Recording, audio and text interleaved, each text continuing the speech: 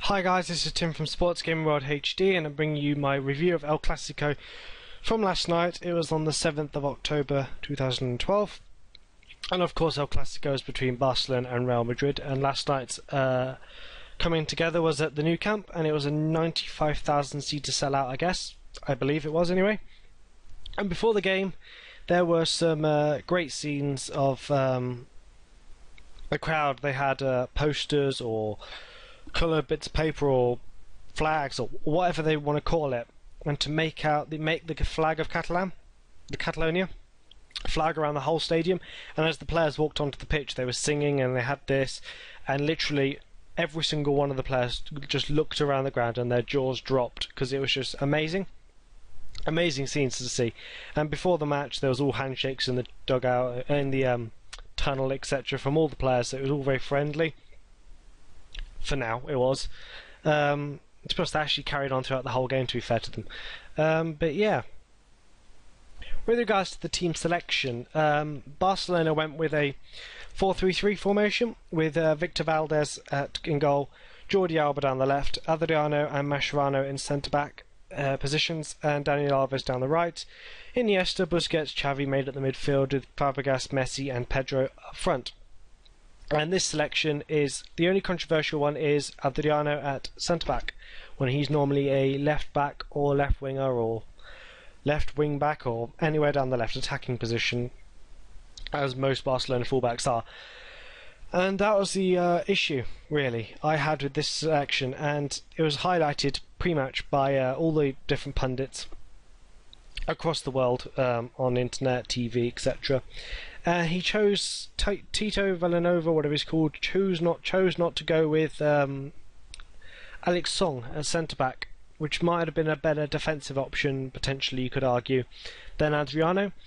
It was definitely a risk. Whether it came off is a matter of opinion, I think, you could say, because in my opinion it didn't. I think he was to blame for one of the events in the game, but I'll get onto that later on in this video. Next we'll look at the Real Madrid team. The side that Real Madrid and Mourinho chose to put out was a 4-2-3-1 formation with Iker Casillas in goal, Marcelo, Pepe, Ramos, Arbeloa making up the back line, Khedira and Javier Alonso sitting in as the holding midfielders, and Di Maria, Ozil, Cristiano Ronaldo and Benzema making up the more attack-minded players in the team. I wouldn't say, maybe Benzema you could argue was the out-and-out striker, but to be honest, Ronaldo was so far out the pitch you could argue it was him too. That was the teams that both managers chose to deploy, and I would argue that the Madrid team on paper was probably better in terms of stars. The only issue with the selection in this team I had was that he chose to go with Marcelo and not Coentrão at left back. Coentrão is a more defensive left back, or better in defence than Marcelo is, and that was a risk, going to see how Marcelo would cope with Pedro coming at him down the right, well, down Pedro's right, his left. Yep, that makes sense, whatever. But yeah, that was the only issue with that selection that I had. But as the game started, I mean, the opinions I'll give in this video about how the game went, it's just, I made pages of notes on what I thought. I was actually having to write them down because I didn't want to forget things. And I made so many pages of notes, so I'm going to have to summarise a few of them because I can't give you them all. Some of them are just anything that popped into my mind about the game. Not necessarily about goals, substitutions, stuff like that. It was just things about what I observed in terms of tactics, or even down to how the managers appeared on the touchline. I was noting down, so I'll just drop give you a flavour of some of the stuff I spotted throughout the whole game and what I was thinking throughout the match last night. But anyway, as the game started, Benzema had a really early chance where he should have put it away and given Madrid a 1-0 lead at the start of the game. That would have helped calm nerves and also put Barcelona on the back foot. However, he could not finish the shot and messed up, and it didn't go in full stop, you could say. Well, in fact, it didn't. But in defence, very early on, it was very clear that Madrid were very happy to play very deep in defence and let Barcelona come to them. They were almost like building a brick wall, like antagonising Barcelona. willing them to come and break them down and see if they can do it. It was very obvious from a very early stage in the game. 23 minutes into the game, Ronaldo did break the deposit and score 1-0, break the deadlock. He beat Victor Valdez down at his near post. Valdez should have got down to it and done better, but he messed up his angles, and to be fair to him, his defence lost Ronaldo, giving Ronaldo a clear shot on goal, which of course you should never do with Cristiano Ronaldo. Very, very, very soon after that, Benzema had another chance, which he again missed. This one was a very easy one. Great build-up play, broke them down, got through. Benzema had an easy shot. He hit it. It was deflected, or saved by Valdez. Di Maria then had a follow-up shot. He should have put away as well. He missed as well. So the game stayed at 1-0 to Madrid. That was until the 31st minute when Messi scored. Pepe messed up in defence for Madrid this time. He jumped too early for the ball, and as a result missed it completely and left Messi completely unchallenged on his shot. Messi was in the right place at the right time. It was a calm, cool and collected finish by Messi to give Barcelona the equaliser. So then at half-time it did go in 1-1, and throughout the whole first half, in my opinion, Cristiano Ronaldo did more to impact the game than Messi did, even though they are both equal on goals, obviously, for that first half. Ronaldo looked more willing to defend and was more involved in the play. But to be fair to Messi, the reason Messi wasn't involved was because I think Madrid's defence got it right. They were playing clean, but a very aggressive defence on both Iniesta and Xavi, and Fabregas as well, taking them out in a clean way. Breaking up the play, stopping Barcelona at source, so Barcelona couldn't feed Messi the ball to let Messi create havoc in the Madrid defence. So that was good defence by Madrid, but as a result, Ronaldo did more in the game that first half than Messi did. When the games eventually got back underway for the second half, it was a very fast start by both teams, much quicker. It's very obvious that both managers had told them to up their games. Let's not make this a game of chess. Let's just go for it. And that was very obvious. And to be honest, the referee responded and let them play a lot more. He let the game flow. He in the first half he was giving a lot more silly flat fouls, calling free kicks all the time that weren't necessary. He let the game flow a lot more in the second half, which made the game a much more better spectacle to watch. 51 minutes, Iniesta went down in the middle of the box, on the edge of the box, and a Pepe challenge, I believe it was.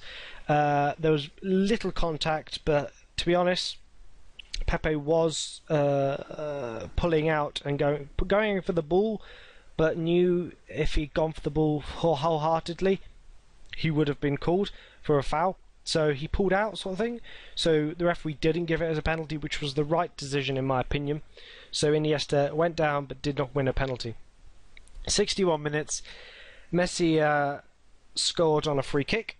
It was directly in front of the goal. And actually when he scored the goal, I actually said to the person I was watching the game with, he will not score this. It won't be a goal. And he scored. It was just an amazing free kick, up and over the box, up and over the wall, curling into the bottom corner, beating Casillas at his corner of the goal. Yep, that makes sense. It was just an amazing goal. Amazing. If you got a chance to watch it, watch the free kick by Messi. Then Ronaldo scored. 66 minutes. Very quickly responded. As I've said, Ronaldo was very active in the first half, and he responded to the goal by Messi very quickly, which showed he was a bit pissed off, I guess, that Messi was outdoing him, because Messi at this point was 1 goal to the good, 2-1 up on him. But Ronaldo scored. It was a bit of a route one goal. Casillas lumped it up, a couple of headers, and then eventually it fell to a Barcelona player. He lost possession of the ball. It was just a couple of touches and boom, Ronaldo was through on goal. And I think it was Adriano. This was the shot. This was the chance. Adriano lost Ronaldo and let Ronaldo go through clean on goal and have it did require a calm finish, to be fair to Ronaldo, but it was an easy chance for him. 2-2. The game we went into 2-2. Then Ronaldo, well, just before this goal, actually, to be fair, Ronaldo went for an overhead scissor kick, or bicycle kick, whatever you want to call it, and he hurt his shoulder. And for the rest of the game, it would affect him, and he was constantly in pain. So just even more impressive for him to score that goal. But then 74 minutes, and there was an amazing chance for Iniesta. He went straight through on goal, and he hit it. It just didn't. Oh, I can't believe it didn't go in. A great chance, but no cigar. Then 88th minute, Real Madrid made a substitution. They brought Ozil off and Kaká on. Now, I have missed out a couple of substitutions that were made throughout the game, but this was an important one because Kaká came on, and Kaká was more defensive-minded than you'd expect him. He was more willing to drop deeper in defence than Ozil was, and help out the defence, which I guess was instructed by Mourinho, which was a clear sign that Madrid at this point were happy with the point to take a point from the game. So Kaká was asked to play a much more defensive role than you would expect him to fulfil. But that's just credit to him. He did really well in more defensive role than usual. Then Alexis Sanchez, who came on earlier in the game for Cesc Fabregas, was offside all the time. He was constantly offside. Messi, there was one obvious one. Messi did brilliantly, did a good pass, and Sanchez won the ball, got the ball, but he was offside. And you could see Messi's face was just like, for God's sakes, get onside. I'm doing all this work, and all you got to do is stay onside. You're so quick, you can do it. And it was frustrating Messi, you could see. Then Ronaldo. Then another very important substitution was Real Madrid brought Di Maria off, attacking left winger, for Michael Essien, a more defensive-minded midfielder, stroke anchorman. And this again was even more signs that Madrid were very happy they're here to take the point. But this didn't stop Barcelona, because 89 minutes, Martin Montoya, a very unlikely candidate to score, hit the ball from outside the box, and it hit the crossbar. And everybody in the stadiums, like, you could hear it gasped, like, oh my God, what's going on? Montoya hit it, and it hit the crossbar. And his face, he looked as if he was just like, he couldn't believe he almost scored, but he didn't. It stayed 2-2. Then Pedro was through, hit a deflected shot. I think it took a deflection of Xavi, potentially, I think it was, and it almost went in, and Casillas looked worried that it was going in on goal. Luckily for him, it wasn't, and the game finished 2-2. Now, as regards to who played better, Ronaldo or Messi, full time, I would suggest it was Cristiano Ronaldo, because he played better for two halves. Messi played very well in the second half when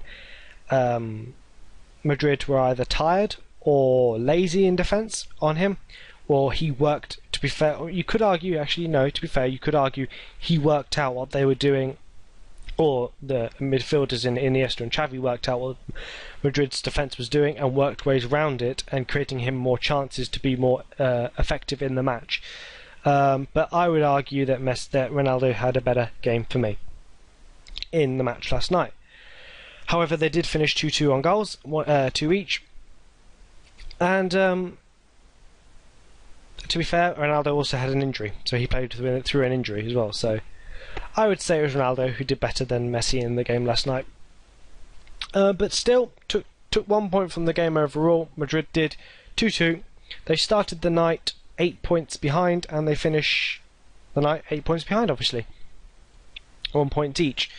So nothing was achieved in terms of points between Real Madrid and Barcelona in terms of the league table. I'm not actually sure now where they all both are in the league. I'm assuming Barcelona is still top. I'm not sure what this means for Real Madrid's position, but it's still, I think it's still an 8 point lead, as I said, and that is still a hell of a lot of points for Madrid to make up on Barcelona. I think if they were to win the league, they had to win last night and then beat them at the Bernabeu to bring it down to a 3 point gap, and then just hope Barcelona fucked up. But it's going to be very difficult now for Madrid. to win the league. It's now Barcelona's to lose very much. But that'll do, guys. I hope you enjoyed this review. Leave a like if you did, and subscribe to see more Let's Talk Football episodes. And I'll see you guys next time.